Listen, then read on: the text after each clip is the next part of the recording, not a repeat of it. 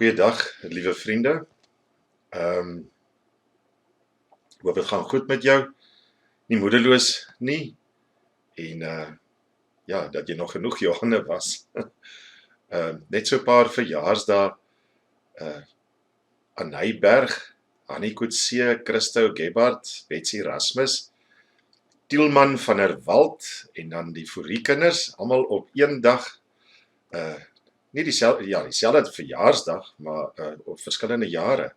Roan, Rolandi en WB en dan ook Dirk van Sail, baie geluk met julle verjaarsdag in hierdie week. Mag die Here vir julle 'n besonderse dag gee vir julle families, maar ook 'n baie mooi jaar vir julle. En dan Tielman, julle baie geluk met die kleinkind. Ons is saam met julle dankbaar dat alles mooi afgeloop het. En dan dat ons asseblief aan Piet van Niekerk sal dink ook in ons gebede wat in die hospitaal is. En dan, ja, laaste, maar nie die minste nie, baie dankie vir julle van wat offers inbetaal het in die bank. Ons waardeer dit regtig waar. So op hierdie manier is dit so dat ons nog steeds die werk van die Here kan bly doen. So baie dankie vir so mooi oop hart wat julle het. Ons is regtig waar geseën daarmee. En ja, mag die Here jou dan ook seën met dit wat in hierdie erediens gaan wees. Dis nou maar sleg, maar dit is nou maar lyk met die toekoms vir 'n hele lang ruk wat ons op hierdie manier met mekaar kan gesels. Ek wil tog hê dat as jy gedagtes wil deel of wat ook al, doen dit met my, en as jy swaar kry asseblief, moenie bang wees om te kontak of te dink dat ek te besig is om jou te gaan help nie. Miskien het jy dalk net 'n oor nodig, dat ons met mekaar kan uitkom en net 'n bietjie met mekaar gesels. Nou ja, kom ons raak stil voor die Here.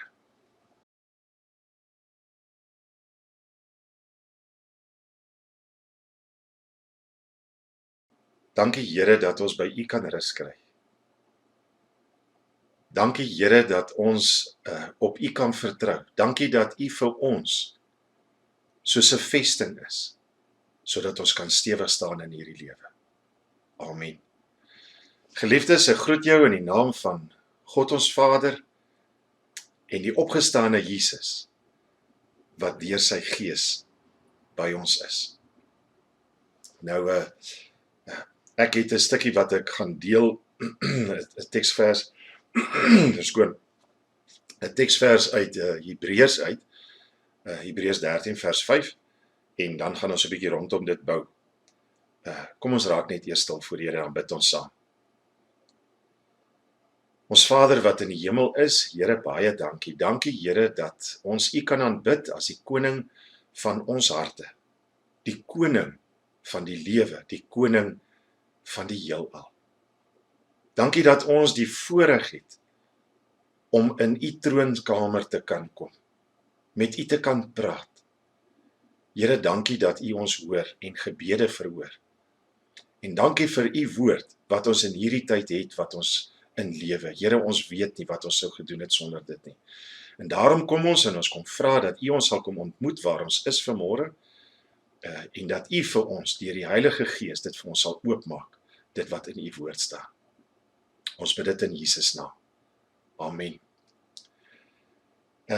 Nou ja, vriende, ons het almal laste en bekommernisse wat ons nags wakker hou. En ek dink veral in hierdie tyd wat ek dit agterkom in mense se lewens. Jy weet, so aan die begin van die hele pandemie het mense nog vir mekaar snaakse grappe gemaak daaroor, gelag en alles, en dit het al hoe minder geword. Mense het stil geraak. Want die realiteit is nou daar. Wat sal môre bring? Sal my gesondheid uithou? Hoe gaan ek eendag doodgaan? Gaan ek aan 'n hartaanval doodgaan? Gaan ek skielik 'n beroerte hê? Gaan iemand wat ons ken positief toets vir die coronavirus? Gaan ek positief toets? Gaan ek in 'n verpleeginrigting beland en wegkwyn in 'n hospitaal? Wat van my kinders? Wat as iets met hulle gebeur? Ons het vrae wat nie beantwoord kan word nie, want sal ons leef om ons kleinkinders te sien? Sal ons ek dink ons wonder, waar gaan ons oor 'n jaar van nou af wees? Die coronavirus pandemie herinner 'n mens baie sterk daaraan, dat ons nie in beheer is nie, en dat ons kwesbaarder is, as wat ons nog ooit besef het. Want wie van ons sou nou gedink het dat 4 maande gelede die wêreld in 'n tipe van 'n shutdown is? Nou in hierdie onsekere tyd, moet ons fokus plaas op die beloftes wat die Here vir ons gegee het. Ek wil net so 3 dinge rondom dit sê. Die eerste ding is, waarhede wat ek wil deel is, ek en jy hoef nie bekommerd te wees oor môre nie. Want hoekom? God is reeds daar. Moenie bekommerd wees nie, want God oorspan tyd. Hy het tyd in sy hande, dis hoekom hy's reeds in môre. Die tweede ding is, God beloof om by jou te wees. Maak nie saak wat met jou gebeur nie. Dit is waar vandag, dis waar vir môre en al die dae daarna. God se genade raak nie op nie, dis ons wat kom en gaan, maar sy genade hou vir altyd aan.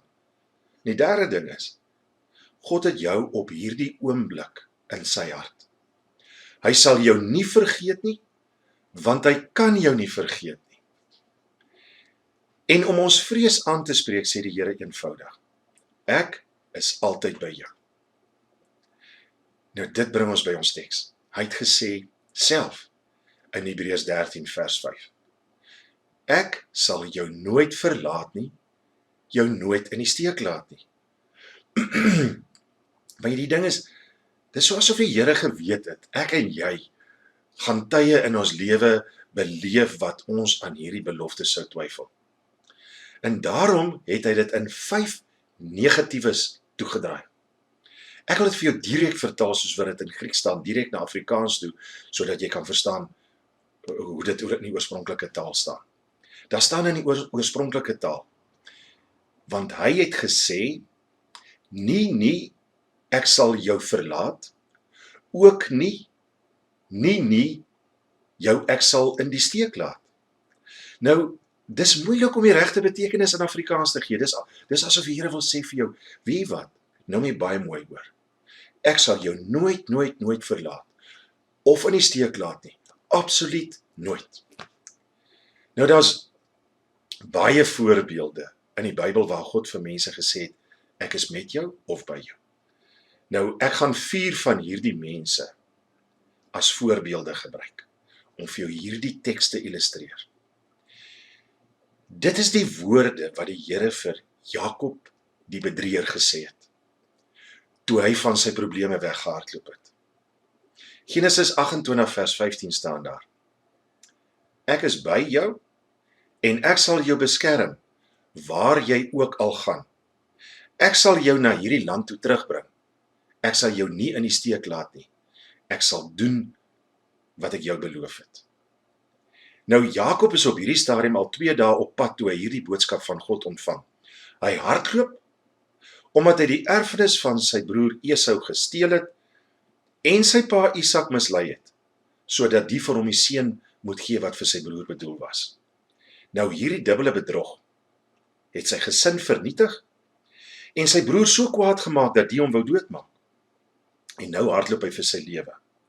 En daardie nag, met 'n klip vir 'n kussing slaap hy in die woestyn onder die sterrehemel, en hy droom van engele wat op en af op 'n leer gaan, 'n leer wat van die aarde tot in die hemel strek.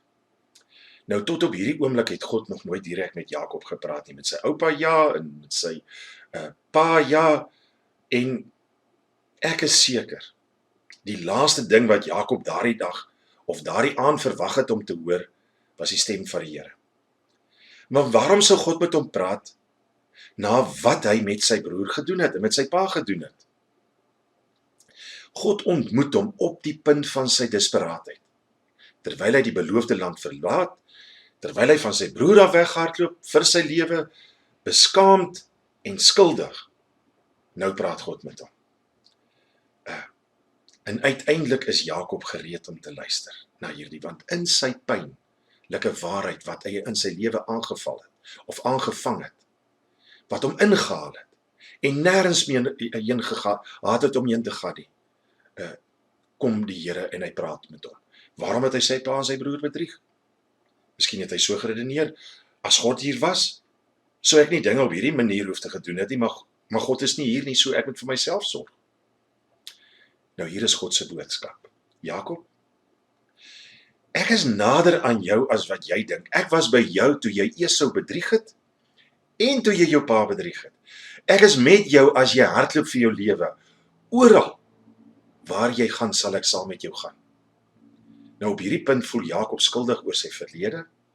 Hy is bang vir die toekoms en hy is onseker oor die hede waarin hy is. En vir al hierdie gevoelens sê God net eenvoudig. So eenvoudig. Jakob, ek sal met jou wees. Dis 'n totale oplossing vir skuld, vir vrees, angs en onsekerheid. In ander woorde, ons moet leer, daar's nie 'n plek waarheen ons kan gaan, waar God nie reeds is nie. Ek is met jou. Oplossing vir skuld, vrees, angs en onsekerheid. Die tweede ene is, die tweede toneel verskuif, nou na die verskrikte Israeliete, terwyl hulle in die ooste kant van die Jordaanrivier bymekaar kom. Moses is nou 'n ou man, hy is op die punt om te sterf en hy het geweet voor hoeveel vyande sy volk te staan sou kom, as hulle Kanaan binne gaan, en dan gee hy hierdie ongelooflike belofte in Deuteronomium 31:6. Hou moed en wees dapper. Moenie bang wees nie, moenie vir hulle skrik nie, want die Here julle God gaan saam met julle. Hy sal julle nie in die steek laat nie, julle nie alleen laat nie. Nou as Moses sê, moenie bang wees nie, praat hy van die heidene nasies wat die Israeliete omring het. Al hierdie klomp, die Jewiete, die Hetiete, die Filistyne ensovoorts. Nou, iewers het hulle oor Winston Churchill 'n verhaal geskryf, of nie 'n verhaal nie, wat werklik gebeur het, aan die eerste jare van sy premierskap, wat die Duitsers die hele westerse wêreld amper al oorwin het, en natuurlik oor Europa gewees het, en in sy eerste toespraak as premier, praat Winston Churchill met brutale eerlikheid, wat hy sê vir sy mense, ek het niks om te bied behalwe blood, toil, tears en sweat nie. Nou, die Israeliete, ek gaan terugkom na dit, die Israeliete het 'n wiskunde probleem gehad, maar as jy die leers van die volke, wat hulle omring het, bymekaar getel het, was daar te veel ouens om teen te veg, hulle was gedoem om te verloor, maar die vraag is, wie is aan jou kant? As God met jou is, kan jy nie verloor nie. Dis so eenvoudig soos dit. Ja, daar sal bloed, toil, tears en sweat wees. Maar as God met jou, aan jou kant veg, kan jy nie verloor nie. En ons weet, dis wat die Israeliete reg gekry het. Dit was die boodskap van God aan hulle. Dis die boodskap van God aan ons. Ons gaan dit maak. Hoor mooi, ons gaan dit maak. Romeine 8:31 staan daar, God is vir ons. Wie kan dan teen ons wees? Hoekom kan ons bang? Die derde ene waaroor ek praat is, want ons draai nou die horlosie so 'n paar weke vorentoe, en ons gaan praat oor Josua, die vreesbevange. Moses is dood, en Josua lei nou die volk Israel. Hulle moet nog steeds die Jordaanrivier oorsteek, en die lang reeks gevegte begin, wat 7 jaar lank sou duur om te voltooi. Nou, die vraag het baie persoonlik geword. Sal Josua goed genoeg wees vir hierdie uitdaging? En hier is die belofte van God aan hom. Josua 1:5. Josua, solank jy lewe, sal niemand bestand wees teen jou nie. Soos ek by Moses was, so sal ek by jou wees. Ek sal jou nie in die steek laat nie, jou nie verlaat nie. Nou, terwyl mens aan hierdie aangrypende belofte dink, moet jy nie hierdie een frase ignoreer nie. Soos ek by Moses was. Josua het alles van Moses geweet, want hy was vir jare Moses se regterhand.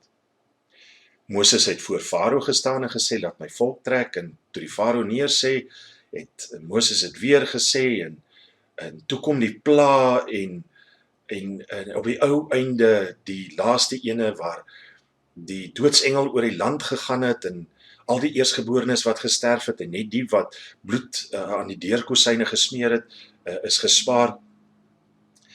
En toe die Israeliete op die ou einde, die Farao dan natuurlik grimmig toegegee, en toe die Israeliete by die Rooi See vasgekeer is, het Moses sy staf uitgesteek en die waters het geskei en hulle kon op droë grond loop. Later het Moses teen die berg opgegaan, met aangesig van aangesig tot die Here gekom en die 10 gebooie saamgebring, wonderwerk na wonderwerk. Die Israeliete se skoene wat vir 40 jaar nie verslete geraak het nie. Vir 40 jaar het hulle nooit uit kos geraak nie. Vir 40 jaar nooit 'n geveg verloor nie. Moses, wat 'n man. Ek blameer nie vir Josua dat hy waarskynlik ontoereikend gevoel het nie. Hoe vervang jy legende? Sal God by Josua wees soos hy met Moses was? Die antwoord is ja. Hoekom? Omdat God gesê het, ek sal jou nooit verlaat nie. Dis 'n aangrypende belofte. Dis nie 'n belofte van 'n maklike pad sonder neerlae en sonder trane nie. Per slot van sake, Josua is 'n boek wat handel oor gevegte. God is besig om te sê vir Josua, jy moet veg vir die land wat ek jou gee. Maar ek sal saam met jou gaan, soos jy vorder. En dis God se boodskap ook aan ons. Ek sal saam met jou gaan, soos jy vorder. En dan die laaste persoon is Salomo, die skugtere, sagte een. Die ene wat onervare is, Salomo die onervare. Nou, na mate koning Dawid ouer geword het, wou hy 'n tempel vir die Here in Jerusalem bou. Maar die Here het vir hom gesê, dat hy dit nie kan bou nie, want daar is bloed in sy hande. En sy huis moet gebou word, het die Here vir hom gesê, deur 'n man van vrede. En Dawid het God se besluit aanvaar, en toe sy seun Salomo versoek om 'n tempel vir die Here te bou. En hier is die aanmoediging van hom aan Salomo in 1 Kronieke 28. Dawid het vir sy seun Salomo gesê, wees sterk, staan vas, begin die werk. Moenie bang wees nie, moenie besorg wees nie, want ek, die Here, my God, is by jou. Hy sal jou nie aan jouself oorlaat of jou verlaat nie. Die ou vertaling sê, hy sal jou nie begewe en jou nie verlaat nie, sodat jy al die werk vir die diens in sy huis kan afhandel. Nou, dis 'n groot las om op 'n jong man te lê. Salomo was die wysste op aarde, maar hy het 'n man gevolg wat bekend was as die man na God se hart. Josua het Moses opgevolg en dit was moeilik genoeg, maar Moses was nie sy pa nie. Nou, dis moeilik om die seun van 'n bekende man te wees. Dawid was 'n natuurlike leier, hy was 'n begaafde digter, hy was 'n magtige vegter, hy het die 12 stamme verenig en die volk geïnspireer, en sonder twyfel was hy die grootste koning wat Israel ooit gehad het. Nou, hoe sal jy daarvan hou om so 'n man op te volg? Ons kry 'n idee van die druk wat Salomo ondervind het, toe Dawid die leiers van die volk gevra het om sy seun te ondersteun in 1 Kronieke 29. Dan sê hy, my seun Salomo, die een wat deur God gekies is jonk en sag. Die Engelse vertaling sê, is young and inexperienced. Maar die werk is groot. En dan praat hy verder hoe hulle hom moet ondersteun. Nou, die Hebreëse woord, wat die Engelse vertaling as onervare vertaal word, kan ook sag of delikaat of skugter beteken. Dis duidelik dat Dawid wonder of sy seun die taak sal regkry. Nou, ek sou ook bang wees. Ek sou ook bekommerd wees. Want wie voel nie soms of jy nie goed genoeg is nie? Wie voel nie soms of dat jy dit nie kan doen nie? Wie voel nie soms asof jy 'n mislukking is wat wag om ontbloot te word nie? Nou hier is die woord van die Here aan jou. Hy sal jou nie verlaat nie. Hy sal jou nie in die steek laat nie. Hy sal die werk voltooi wat hy jou geroep het om te doen. Alles wat God vir ons het, is in hierdie eenvoudige woorde saamgevat. Ek sal jou nooit verlaat nie. Wat jy ook al van die Here benodig, sal hy dit voorsien. Want hy sal jou nooit verlaat nie. As jy ontoereikend voel, is dit goed. Want dit maak dat jy net eintlik nog meer afhanklik van hom is. Hoe weet ons dat dit waar is? Daar's baie antwoorde op hierdie vraag. Ons kan onsself bloot maar net vanmôre herinner aan God, wat God alles in die verlede gedoen het. Ek wil jou vra, het hy jou deur diep waters, donker nagte en bitter trane al gebring? As hy jou toe nie verlaat het nie, waarom gaan hy jou nou verlaat? Dink aan al die gebede wat God jou beantwoord het. Want jy sien, God begin nooit iets wat hy nie klaar maak nie. Sal hy dan nou al hierdie beantwoorde gebede vermors? Wat hy begin het, maak hy klaar. Hy het ons nie so ver gebring om ons nou te verlaat nie. God se eer hang af daarvan dat hy die goeie werk wat hy in ons begin het gaan voltooi. Hy se belofte wat hy vir ons gee in die woord. Hou vas aan hierdie waarheid. God sal jou nooit laat gaan nie. Kom ek herinner jou nog 'n keer aan die lering van Hebreërs 13:5. Hierdie 5 negatiewes wat ons redding waarborg. Jy's nooit alleen nie. Jy word nooit verlaat nie. Jy's nooit op jou eie nie. Die vraag is dan nou, wat moet ons van al hierdie dinge saamneem vir oggend? As jy skuldig is soos Jakob, skuldig voel soos hy, as jy weghardloop, wat ook al, hoor dan, God sal jou nooit verlaat nie. As jy soos Israel vreesbevange is, neem ter harte, God sal jou nooit verlaat nie.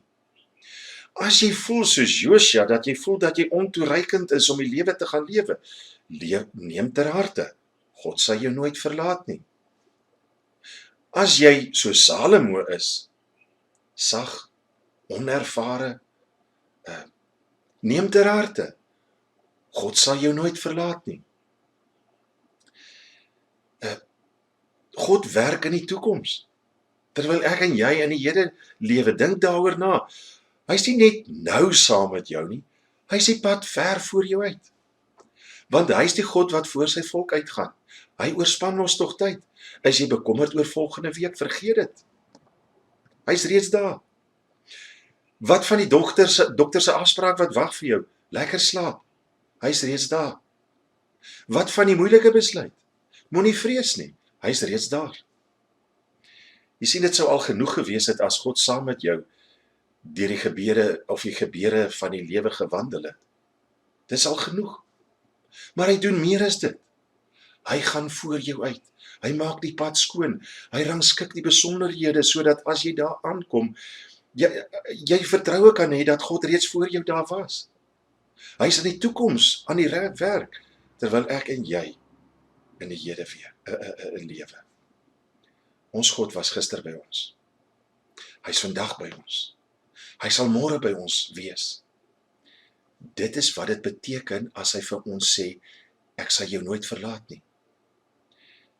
Baie van ons het hierdie waarheid op hierdie oomblik broodnodig, ek weet dit. Ek het een deel van Jakob se verhaal doelbewus oorgeslaan, sodat ek dit nou kan doen. Toe Jakob wakker word van sy droom, het hy uitgeroep in Genesis 28:16. Die Here is op hierdie plek en ek het dit nie besef nie. Dit is so tipies van ons. Ons dink dat die Here ons vergeet het, maar is ons wat hom vergeet. Waar is God as ons hom nodig is, of nodig het? Hy is waar hy nog altyd was, maar ons het dit nie geweet nie. Jy kan van God weghardloop tot aan die ander kant van die aarde, en as jy van die vliegtuig afklim, sal hy vir jou inwag daar waar jou bagasie is, in die bagasieplek. Relatief min mense ontmoet God op 'n Sondagoggend. Dis waarskynlik dat jy God sal ontmoet op jou siekbed, of as jy jou werk verloor, of jou kinders siek was, of as jou vriende vir jou verraai, of as jou huwelik in duie stort. Dis waarskynlik dat jy hom na ongeluk sal ontmoet. Want dit is ongelukkig sodat ons nie altyd afslaan op die Here voordat tragedie nie toeslaan nie. Op die ou einde kyk ons op na die hemel en sê, die Here is op hierdie plek en ek het dit nie geweet nie. Die Here is hier, in hierdie pandemie, en ek het dit nie geweet nie. En daarom bring het ons terug by die belofte, jy's nooit alleen nie. Ek wil hê, jy moet jou hand ophou en begin met jou duim en dan herhaal jy hierdie woorde, sommer net 'n eenvoudige dingetjie. Ek sal jou nooit verlaat. Doen dit. Elke dag, ek sal jou nooit verlaat. Sê dit elke oggend vir jou. Sê dit elke oggend. Daarom tel op jou kind. Of ten minste tel op jou kop, jy wat 'n kind van God is. Bou jou lewe op hierdie waarheid. Want die Here het gesê, waar jy ook al gaan, sal ek met jou gaan. Dit lei 'n mens tot hierdie eenvoudige gevolgtrekking. Christene behoort die kalmste mense op aarde te wees, omdat ons die Here ken en hy die toekoms in sy hande hou. Want hy was gister by ons, hy is vandag by ons, en hy sal môre by ons wees. Tel jou, ken op, trek jou skouers terug man, sit 'n glimlag op jou gesig, omdat jy nooit alleen is nie. Kom ons gaan lewe so, met hierdie wete, en as jy sukkel, dan vra jy vir die Here, Here, kom maak dit asseblief lewend in my hart, deur u Gees. Kom ons bid saam. Ons Vader wat in die hemel is, Here ons God, baie dankie. Dankie Here, dat ons nooit alleen is nie. Dankie Here dat u vir ons dit in soveel negatiefs kom sê, dat ons dit nie moet vergeet nie. U sal ons nooit verlaat nie.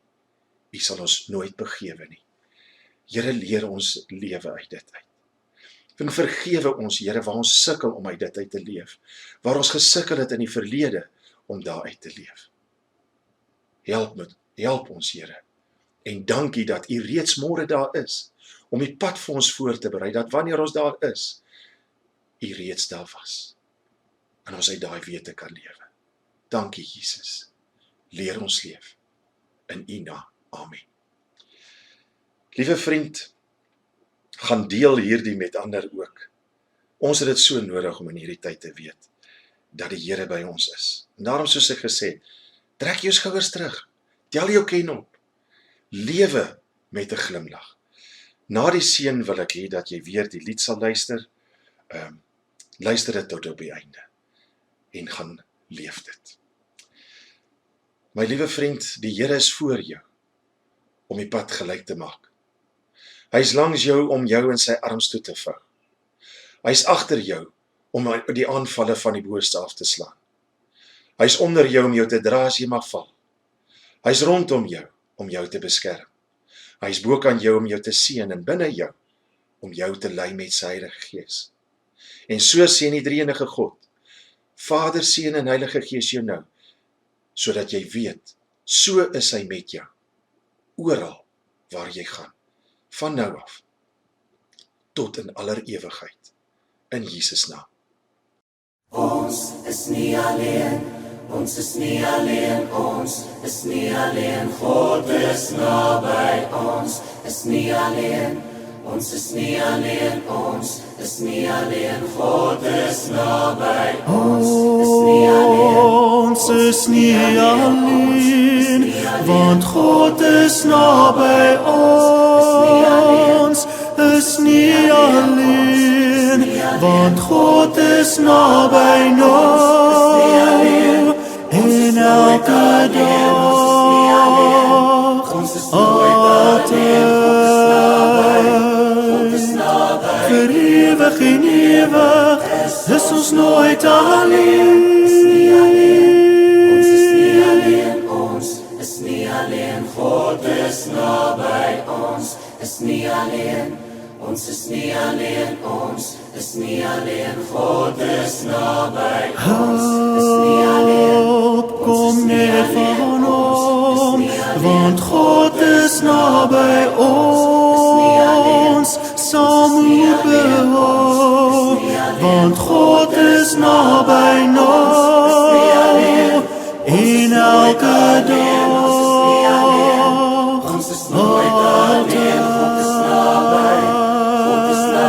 vir ewig en ewig, is ons nooit alleen.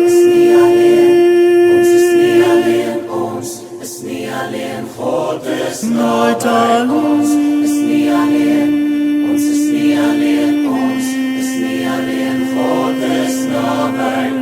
Ons is nie alleen. God is naby